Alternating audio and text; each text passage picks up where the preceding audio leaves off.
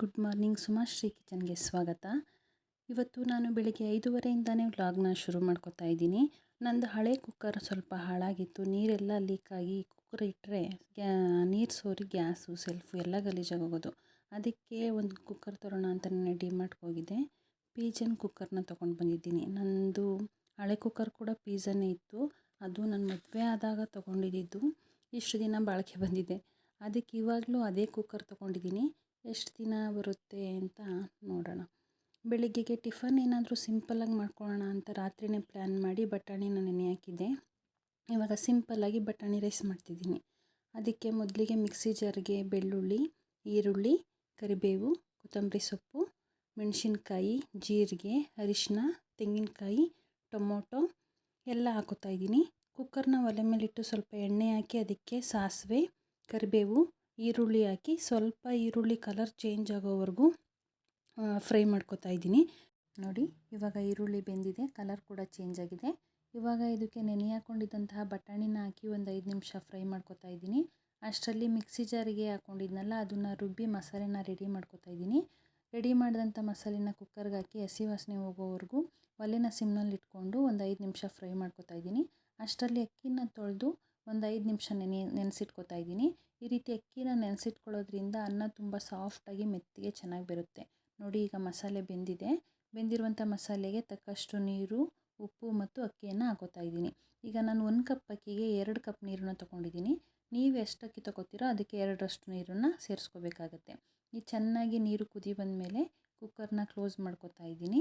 ನೀರಿಗೆ ಅಕ್ಕಿನ ಹಾಕಿದ ತಕ್ಷಣ ಕುಕ್ಕರ್ನ ಕ್ಲೋಸ್ ಮಾಡಬಾರ್ದು, ಯಾಕೆಂದರೆ ಮಸಾಲೆ ಎಲ್ಲ ಮೇಲೆ ಉಳಿದ್ಬಿಡುತ್ತೆ ಮತ್ತು ಅಕ್ಕಿ ಕೆಳಗಡೆ ಹೋಗಿ ಸೇರಿಕೊಳ್ಳುತ್ತೆ. ಇದರಿಂದ ಅನ್ನ ಅಷ್ಟು ಚೆನ್ನಾಗಾಗೋದಿಲ್ಲ.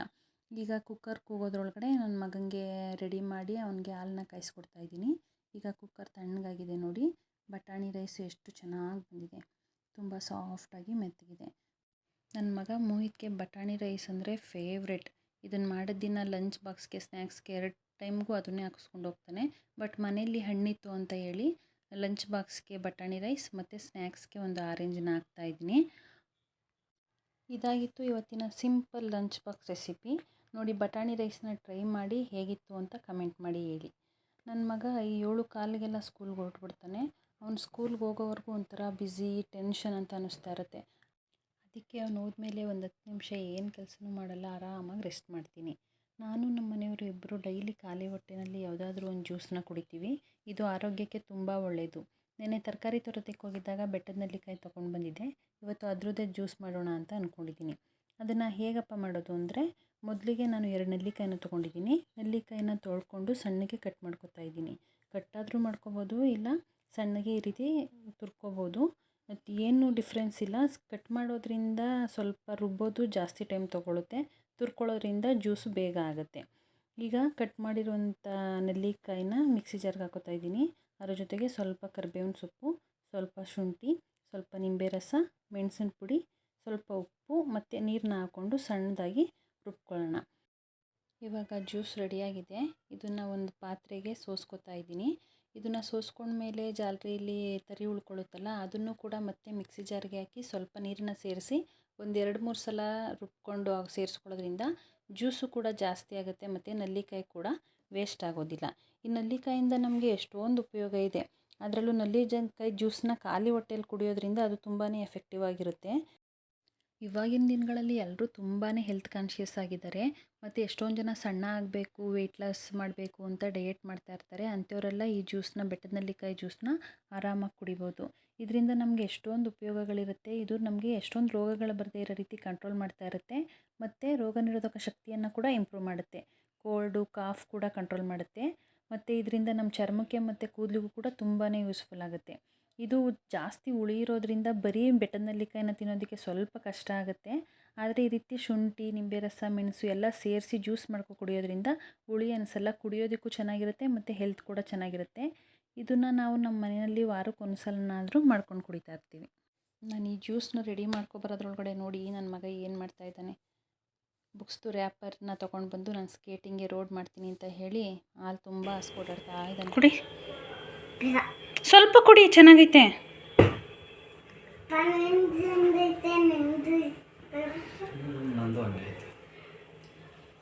ಕುಡಿ. ಚೆನ್ನಾಗೈತಲ್ವ ಗಣ? ಚೆನ್ನಾಗಿಲ್ವಾ? ಚೆನ್ನಾಗಿದ್ಯಾ? ಮತ್ತು ಕುಡಿ ಬಾ.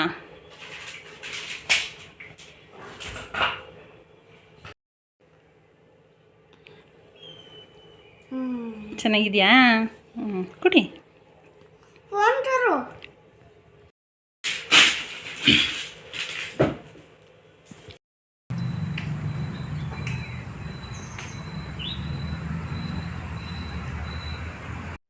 ಗಣಂಗೂ ಟೈಮ್ ಪಾಸ್ ಆಗುತ್ತೆ, ನಮಗೂ ವಾಕ್ ಆಗುತ್ತೆ. ಅರ್ಲಿ ಮಾರ್ನಿಂಗ್ ಒಂದು ಫ್ರೆಶ್ ಫೀಲ್ ಬರುತ್ತೆ ಅಂತ ಹೇಳಿ ನಾವು ಡೈಲಿ ಮನೆ ಹತ್ರ ಇರೋ ಒಂದು ಪಾರ್ಕಿಗೆ ಹೋಗ್ತೀವಿ. ಗಣ ಪಾರ್ಕಿಗೆ ಹೋದ ತಕ್ಷಣ ಹೋಗಿ ಕೂತ್ಕೊಳ್ಳೋದೇ ಈ ಉಯ್ಯಾಲೆ ಮೇಲೆ. ಅವನಿಗೆ ಈ ಉಯ್ಯಾಲೆ ಬಿಟ್ಟರೆ ಇನ್ಯಾವ ಆಟನೂ ಆಡೋದಕ್ಕೆ ಇಷ್ಟ ಇಲ್ಲ. ನಾವಿಬ್ಬರು ಒಟ್ಟಿಗೆ ವಾಕ್ ಮಾಡೋದಿಲ್ಲ. ಫಸ್ಟು ನಾನೊಂದು 2-3 ರೌಂಡ್ ವಾಕ್ ಮಾಡ್ಕೊಬರ್ತೀನಿ. ಅವರಪ್ಪ ಆಟ ಆಡಿಸ್ತಾ ಇರ್ತಾರೆ. ಆಮೇಲೆ ಅವರಪ್ಪ ವಾಕಿಗೆ ಹೋಗ್ತಾರೆ, ನಾನು ಆಟ ಆಡಿಸ್ತಾ ಇರ್ತೀನಿ. ಅವನು ಡೈಲಿ ಪಾರ್ಕಿಗೆ ಬರೋವಾಗ ಅವನದೊಂದು ಆಟ ಸಾಮಾನು ತೊಗೊಂಡು ಬರ್ತಾನೆ. ಅದಕ್ಕೂ ನಮ್ಮ ಜೊತೆ ಎಕ್ಸಸೈಸ್ ಮಾಡಿಸ್ತಾನೆ.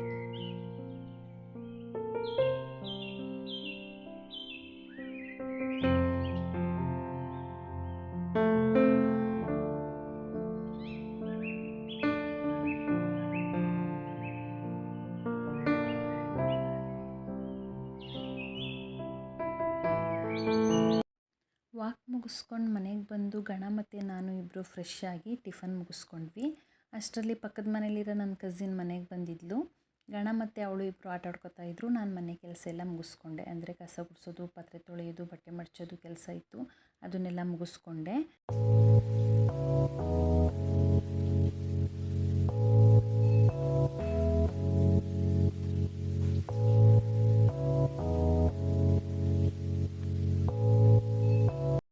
ಗಣಂಗೆ 11:30-12 ಗಂಟೆ ಅಷ್ಟೊತ್ತಿಗೆ ಸ್ನ್ಯಾಕ್ಸ್ ಅಂತ ಹೇಳಿ ಯಾವುದಾದ್ರೂ ಒಂದು ಫ್ರೂಟ್ನ ಕೊಡ್ತೀನಿ. ಇವತ್ತು ಮನೇಲಿ ಆರೆಂಜ್ ಇತ್ತು, ಆರೆಂಜ್ನೇ ಕೊಟ್ಟಿದ್ದೀನಿ, ತಿಂತಾ ಇದ್ದಾನೆ. ಗಂಡು ಮಕ್ಕಳು ಎಲ್ಲೇ ಆಟ ಸಾಮಾನು ತೊಗೊಳೋದಕ್ಕೆ ಹೋದ್ರೂ ಯಾವಾಗಲೂ car, jeep, bus, scooter, helicopter ಈ ಥರದ್ದೇ ಕೇಳ್ತಾ ಇರ್ತಾರೆ. ಅದೇ ರೀತಿ ಹೆಣ್ಮಕ್ಳು ಯಾವ ಆಟ ಸಾಮಾನು ಅಂಗಡಿಗೆ ಹೋದ್ರೂ ಬಾಬಿ ಡಾಲು, ಕಿಚನ್ ಸೆಟ್ಟು, ಟೆಡ್ಡಿ ಬೇರು ಈ ಥರದ್ದೇ ನೋಡ್ತಾ ಇರ್ತಾರೆ. ಗಂಡು ಮಕ್ಕಳು ಮತ್ತು ಹೆಣ್ಮಕ್ಳು ಇಬ್ರಿಗೂ ಬೈ ಬರ್ತೆ ಅವ್ರವ್ರ ಇಂಟ್ರೆಸ್ಟ್ಗಳು ಬೇರೆ ಬೇರೆ ಬಂದುಬಿಟ್ಟಿರುತ್ತೆ. ಇವತ್ತು ಸಂಜೆ ಊರಿಗೆ ಹೋಗಬೇಕು ಅಂತ ಅಂದ್ಕೊಂಡಿದ್ದೀವಿ. ಅದಕ್ಕೆ ಮಧ್ಯಾಹ್ನ ಅಡುಗೆ ಏನು ಮಾಡೋದಕ್ಕೆ ಹೋಗಲಿಲ್ಲ, ಸುಮ್ಮನೆ ಉಳ್ಕೊಳ್ಳುತ್ತೆ ಅಂತ. ಬೆಳಗ್ಗೆದೇ ಇತ್ತು, ಅದನ್ನೇ ಅಡ್ಜಸ್ಟ್ ಮಾಡ್ಕೊಂಡ್ವಿ. ಅಷ್ಟರೊಳಗಡೆ ಮೊಯ್ತು ಕೂಡ ಸ್ಕೂಲಿಂದ ಬಂದರು. ಆದರೆ ನಮ್ಮ ಮನೆಯವ್ರ ಕೆಲಸ ಮುಗಿಯೋದೇ ಸ್ವಲ್ಪ ಲೇಟ್ ಆಗೋಯಿತು. ಊರಿಗೆ ಹೋಗಿ ರೀಚ್ ಆಗೋದ್ರೊಳಗಡೆ ರಾತ್ರಿ 9 ಗಂಟೆ ಆಗೋಗಿತ್ತು. ಹುಡುಗರು ಹೋದ ತಕ್ಷಣ ಉಪ್ಸಾರು ಮುದ್ದೆ ಮಾಡಿದರು, ಊಟ ಮಾಡ್ಕೊಂಡು ಮಲ್ಕೊಂಡ್ರು. ನಾವು ಸ್ವಲ್ಪ ದೇವಸ್ಥಾನ ಎಲ್ಲ ಕ್ಲೀನ್ ಮಾಡೋದಿತ್ತು, ಮಾಡಿ ರಂಗೋಲಿ ಎಲ್ಲ ಬಿಟ್ಕೊಂಡ್ವಿ. ಈ ವ್ಲಾಗ್ನ ಇಲ್ಲಿಗೆ ಎಂಡ್ ಮಾಡ್ತಾಯಿದ್ದೀನಿ. ಈ ವ್ಲಾಗ್ ನಿಮ್ಗೆ ಇಷ್ಟ ಆಗಿದರೆ ಸುಮಾಶ್ರೀ ಕಿಚನ್ ಚಾನಲ್ನ ಸಬ್ಸ್ಕ್ರೈಬ್ ಮಾಡಿ, ಲೈಕ್ ಮಾಡಿ, ಶೇರ್